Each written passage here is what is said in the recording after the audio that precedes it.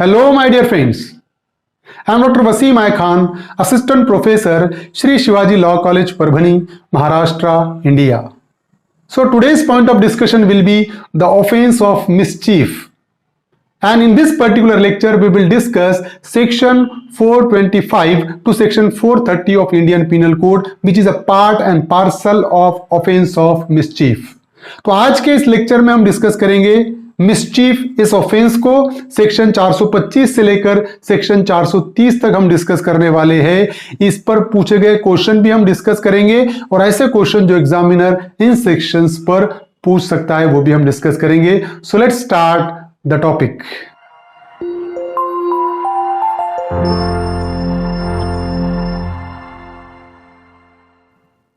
Mischief, section 425 to section 430 we will discuss. So section 425 deals with the offense of mischief. What do you mean by mischief? That is discussed under section 425 of Indian Penal Code. So whoever with intent to cause or knowing that he is likely to cause wrongful loss or damage to the public or to any person causes the destruction of any property or any such in any property or in the situation thereof as destroys or diminishes its value or utility or affects it injuriously commits mischief. So what exactly the offense of mischief is there, that is discussed under section 425. So we will discuss in a different part to section 425. So whoever with intent to cause or knowing that he is likely to cause wrongful loss to any person. So suppose if I have done any act and if I knows very well that by that particular act if I sustain a wrongful loss to any other person, अगर मैं कोई act करता हूं और मुझे ये पता है कि मेरे ये एक्ट से किसी पर्सन को नुकसान होगा, रॉन्गफुल लॉस होगा, फिर भी मैं एक्ट कर रहा हूं और damage to the public or to any person, या if I knows that by my act I will damage the property of any person, I will damage the public or I will damage to any person, I will cause damage, I will cause injury to any person, then I will be liable for the offense of mischief. तो अगर मुझे ये पता है कि मैं किसी को wrongful loss, किसी को नुकसान पहुंचा रहा हूं मेरे एक्ट के चलते, या मैं किसी को पब्लिक को डैमेज कर रहा हूं या किसी पर्सन को डैमेज कर रहा हूं मैं मेरे एक्ट से, या causes the destruction of any property, या मैं अगर किसी की प्रॉपर्टी को मेरे एक्ट से डिस्ट्रक्ट करता हूं, नुकसान पहुंचाता हूं, और any such change in any property, या suppose if by my act if I commits any change in the property of that particular person, या मेरे एक्ट के चलते अगर उसके प्रॉपर्टी में कुछ भी चेंज होता है और in the situation thereof as destroys or diminishes its value or utility, या मेरे एक्ट के चलते अगर कोई प्रॉपर्टी है वो प्रॉपर्टी की जो वैल्यू है वो डिमिनिश हो गई। फॉर एग्जाम्पल हुआ ऐसा कि मुझे पता है कि मैं ये पत्थर जो फेंक रहा हूं ये पत्थर से उस कार है फॉर एग्जांपल सामने खड़ी हुई और उस कार पे स्क्रैच आने वाला है, फिर भी मैंने वो पत्थर जोर से फेंका और जिसकी वजह से कार पर एक बड़ा स्क्रैच आ गया। तो डेफिनेटली अब अगर फॉर एग्जांपल वो कार स्क्रैच के साथ अगर बेची गई तो विदाउट स्क्रैच अगर वो कार 5 लाख में फॉर एग्जाम्पल सेल आउट हो रही थी, स्क्रैच के साथ वो 5 लाख में सेल आउट नहीं होगी, उसकी वैल्यू डिमिनिश हो जाएगी, उसकी वैल्यू कम हो जाएगी। तो स्क्रैच किसने किया? मैंने स्क्रैच किया और मेरे स्क्रैच करने की वजह से उस प्रॉपर्टी का उस कार का वैल्यू डाउन हो गया। तो आई have committed the offence of mischief और अफेक्ट्स इट इंजूरियसली कमिट्स मिसचीफ। तो फॉर एग्जांपल मैं मेरे एक्ट से अगर किसी को रॉन्गफुल लॉस कर रहा हूं, किसी की पब्लिक को डैमेज कर रहा हूं, किसी पर्सन को डैमेज कर रहा हूं, किसी की प्रॉपर्टी को डिस्ट्रक्ट कर रहा हूं, या किसी की प्रॉपर्टी का वैल्यूएशन कम कर रहा हूं, डिमिनिश कर रहा हूं, उसकी यूटिलिटी, कोई प्रॉपर्टी पर्टिकुलर चीज के लिए यूज हो रही है लेकिन मैंने ऐसा कुछ उसको डैमेज कर दिया कि वो यूज ही उसका खत्म हो गया, तो डेफिनेटली क्या होगा? I have committed the offence of mischief. So explanation first is there, it is not essential to the offense of mischief that the offender should intend to cause loss or damage to the owner of the property injured or destroyed. It is sufficient if he intends to cause or knows that he is likely to cause wrongful loss or damage to any person by injuring any property whether it belongs to that person or not. तो यहां पर explanation first ये कहता है कि offence of mischief के लिए ये जरूरी नहीं है that the offender should intend to cause loss और damage to the owner of property, कि मेरा इंटेंशन, फॉर एग्जांपल, ऐसा जरूरी नहीं है कि मेरा इंटेंशन उस प्रॉपर्टी के ओनर को डैमेज करना है तभी वो मिसचीफ हुआ, ऐसा जरूरी नहीं है. It is sufficient if he intends to cause और know that is likely to cause wrongful loss और damage to any person by injuring any property whether it belongs to that person और not. सिर्फ इतना जरूरी है कि उसको ये पता होना जरूरी है, अगर मैं कोई एक्ट कर रहा हूं तो मैं एक्ट करते हुए मुझे ये पता रहना जरूरी है कि ये एक्ट करने से किसी पर्सन के प्रॉपर्टी को या किसी पर्सन को लॉस हो सकता है. अब भले ही वो पर्सन की प्रॉपर्टी वो हो या ना हो, समझ रहे हो, मुझे पता है कि इस पर्सन को लॉस होगा, अब भले ही वो ओनर हो उस प्रॉपर्टी का या ना हो, मैं मिसचीफ के लिए लायबल रहूंगा. Explanation second is there, mischief may be committed by an act of affecting property belonging to the person who commits the act or to that person and others jointly. देखिए, mischief may be committed by an act affecting property belonging to the person who commits the act or to that person and others jointly. For example, एक मेरी property है और मेरे साथ एक joint owner है, for example कोई और पर्सन, मुझ में और उसमें जॉइंट ओनरशिप है उस प्रॉपर्टी की. अगर फॉर एग्जाम्पल मैं वो प्रॉपर्टी को डैमेज कर रहा हूं, वो प्रॉपर्टी को अफेक्ट कर रहा हूं, तो डेफिनेटली मैंने मिसचीफ का ऑफेंस किया, ऐसा ट्रीट होगा, क्योंकि मैं अकेला उस प्रॉपर्टी का ओनर नहीं था, जो मेरा पार्टनर है वो भी प्रॉपर्टी का ओनर था और मैंने उसको नुकसान पहुंचाया, ऐसा ट्रीट होगा. I will be liable for the offence of mischief. देखिए एग्जांपल है, Peter introduces water into an ice house belonging to John and thus causes the ice to melt, intending wrongful loss to John. अब यहां पर एकदम clear example कि Peter ने क्या किया कि एक आइस हाउस था कि जहां पर बर्फ को जमाया जाता था.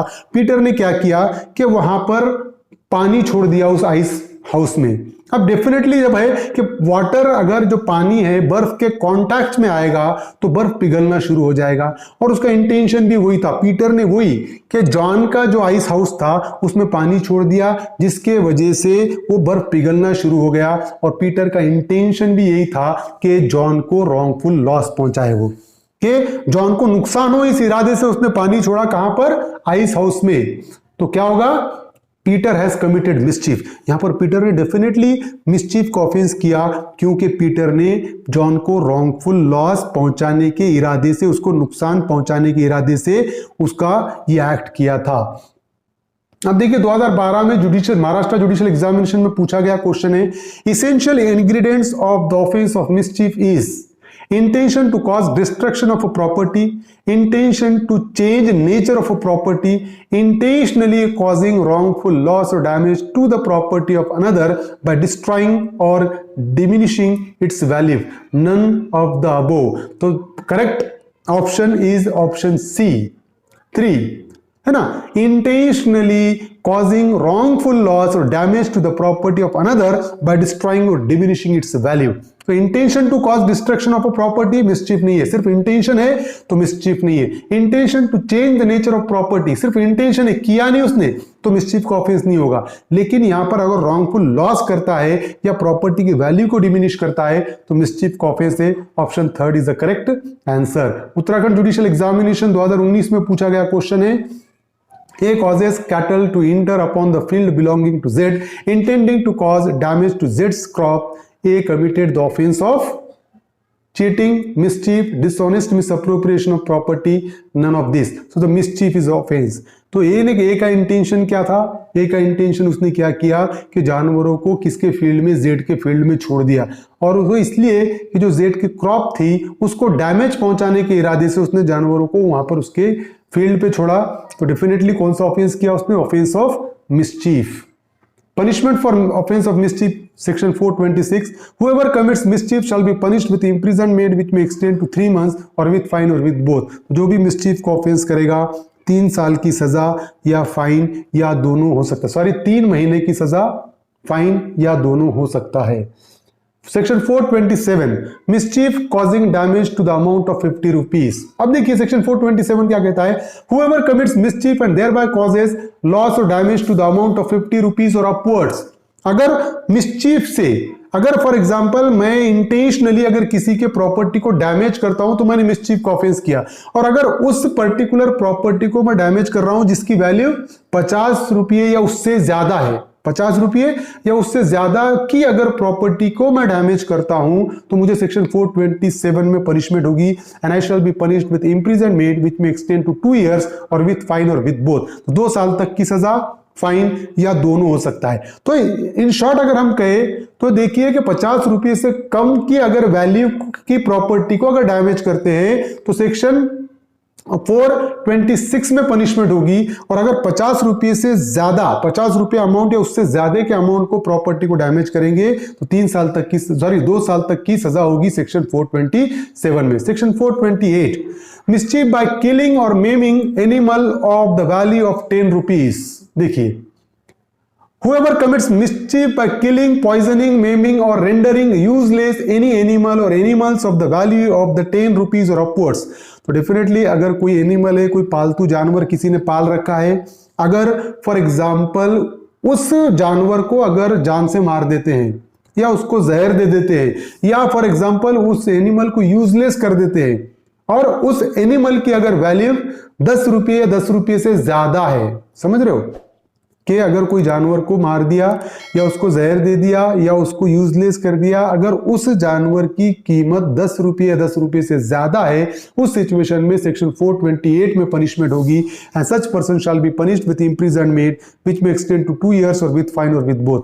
2 साल तक की सजा, फाइन या दोनों भी हो सकता है।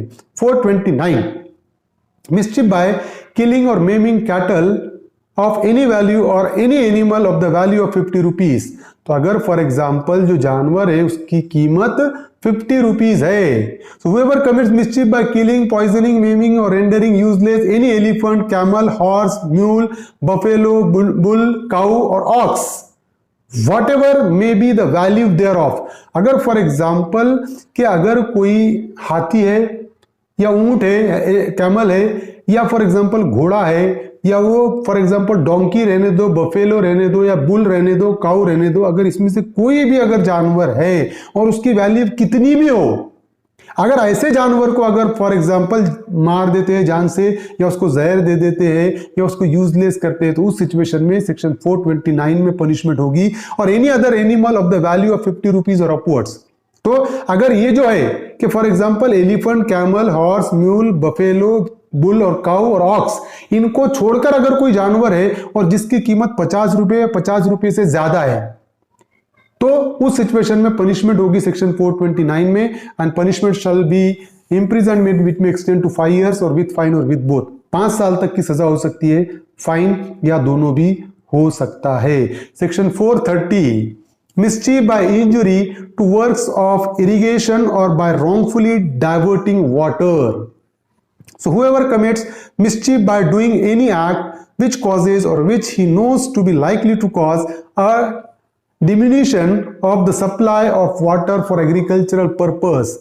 तो यहाँ पर ऐसा है कि फॉर एग्जाम्पल कोई एग्रीकल्चरल पर्पस के लिए पानी यूज कर रहा है, तो अगर फॉर एग्जाम्पल वो वाटर सप्लाई को अगर कोई रोकता है और वो रोकने की वजह से नुकसान होता है या उसको डाइवर्ट करता है वाटर सप्लाई को, जिसके वजह से फॉर एग्जाम्पल क्रॉप को नुकसान हो गया है ना, इरिगेशन नहीं कर पाया प्रॉपरली वो, और वो नुकसान कराता है अगर कोई पर्सन, तो उसको पनिशमेंट होगी सेक्शन 430 में। और for food or drink for human beings or for animals which are property. देखिए कि अगर फॉर एग्जांपल कोई पानी किसके लिए यूज हो रहा है, खाना बनाने के लिए यूज हो रहा है, पीने के लिए यूज हो रहा है, चाहे जानवर हो या ह्यूमन बींग हो, अगर वो वाटर को डाइवर्ट करता है तो उस सिचुएशन में पनिश। और फॉर क्लीनलीनेस और for carrying on any manufacturer, तो अगर पानी सफाई के लिए यूज होने वाला है या कोई मैन्युफैक्चरिंग प्रोसेस के लिए यूज होने वाला है, इस सिचुएशन में भी अगर वो फॉर एग्जांपल डाइवर्ट करता है वाटर को, तो पनिशमेंट होगी सेक्शन 430 में,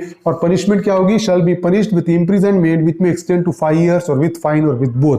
तो फॉर एग्जांपल कि मैं कोई पानी यूज कर रहा हूं इरिगेशन पर्पस के लिए और किसी ने वो वाटर को डाइवर्ट कर दिया दूसरी तरफ मुझे नुकसान पहुंचाने के इरादे से, या मैं वो पानी यूज कर रहा हूं ड्रिंकिंग पर्पस के लिए या एनिमल के लिए, तो उस सिचुएशन में, या मैं कोई मैन्युफैक्चरिंग प्रोसेस के लिए वाटर यूज कर रहा हूं, या क्लीनली फॉर एग्जांपल कोई चीज को धोने के लिए वाटर यूज कर रहा हूं और किसी और पर्सन ने वो वाटर को डाइवर्ट कर दिया, इस सिचुएशन में उस पर्सन को पनिशमेंट होगी 5 years with fine or with both. So these are the first part of the offense of mischief. I hope you understand this topic. If you understand this topic, please subscribe my channel, hit the notification button, hit the like button and share this video with your friends. Thank you very much.